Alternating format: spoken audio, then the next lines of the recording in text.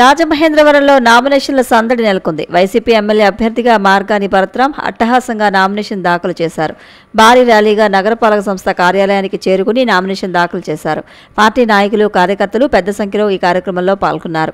YCP MP అభ్యర్థి doctor Guduri Srinivasarao party నాయకులతో కలిసి ఊరేగింపుగా వెళ్లి కలెక్టరేట్లో నామినేషన్ దాఖలు చేశారు. రుడా చైర్మన్ రౌతు సూర్యప్రకాశ్రావు, మాజీ కార్పొరేటర్లు గూడూరి రాధిక, పొలసానపల్లి హనుమంతరావు తదితరులు పాల్గొన్నారు. కాంగ్రెస్ ఎంపీ అభ్యర్థి గిడుగు రుద్రరాజు కాంగ్రెస్ కార్యకర్తలతో కలిసి ర్యాలీగా కలెక్టరేట్కు చేరుకుని నామినేషన్ దాఖలు చేశారు.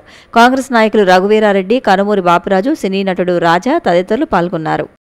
రాజమహేంద్రవరం బీజేపీ, టీడీపీ, జనసేన కూటమి ఎంపీ అభ్యర్థి బీజేపీ రాష్ట్ర అధ్యక్షురాలు దగ్గుబాటి పురంధరేశ్వరి జన్మదిన వేడుకలు నిరాడంబరంగా జరిగాయి. ఈ సందర్భంగా ఆమె భర్త దగ్గుబాటి వెంకటేశ్వరరావు వేద పండితులతో వేద ఆశీర్వచనం తీసుకున్నారు. అనంతరం ఆమె నిడదవోలులో ఎన్నికల ప్రచారంలో పాల్గొన్నారు. స్థానిక రామకృష్ణ మఠంలో ఆదివారం మినహా ప్రతిరోజు ఉదయం 7:15 నుంచి 11 గంటల వరకు జరిగే ఈ తరగతుల్లో బాలురకు యోగా, వేదపఠనం, భగవద్గీత, భజనలు, నైతిక విద్య, చిత్రలేఖనం, బాలికలకు హస్తకళల్లో శిక్షణ ఇవ్వనున్నట్లు వెల్లడించారు. 4 నుంచి 8వ తరగతి చదివే ఆసక్తిగల బాలబాలికలు మఠంలో సంప్రదించాలని విజ్ఞప్తి చేశారు. దరఖాస్తుకు ₹20, శిక్షణకు ₹1000 చెల్లించాల్సి ఉంటుందని తెలియజేశారు. ఉదయం 7:15 నుండి 11 గంటల వరకు ఈ తరగతులు ఉంటాయి. 4వ తరగతి పాస్ అయిన విద్యార్థుల దగ్గర నుండి 8వ తరగతి పాస్ అయిన విద్యార్థుల వరకు దీంట్లో పాల్గొనే అవకాశం ఉంది. సీట్లు పరిమితం. 150 మంది విద్యార్థులకు మాత్రమే అవకాశం ఉంటుంది.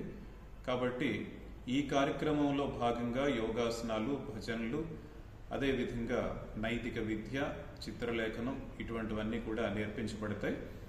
ఆసక్తి గల విద్యార్థులు వీలైనంత త్వరగా రామకృష్ణ మఠం కార్యాలయంకి వచ్చి తమ పేర్లు రిజిస్టర్ చేసుకోవాల్సిందిగా తెలియజేస్తున్నాం. 10వ తరగతి పరీక్షా ఫలితాలు విడుదలయ్యాయి. ఈ ఏడాది 6.16 లక్షల మంది విద్యార్థులు పరీక్షకు హాజరు కాగా 5.34 లక్షల మంది ఉత్తీర్ణత సాధించినట్లు పాఠశాల విద్యా కమిషనర్ సురేష్ కుమార్ వెల్లడించారు. 86.69% ఉత్తీర్ణత నమోదైనట్లు వెల్లడించారు.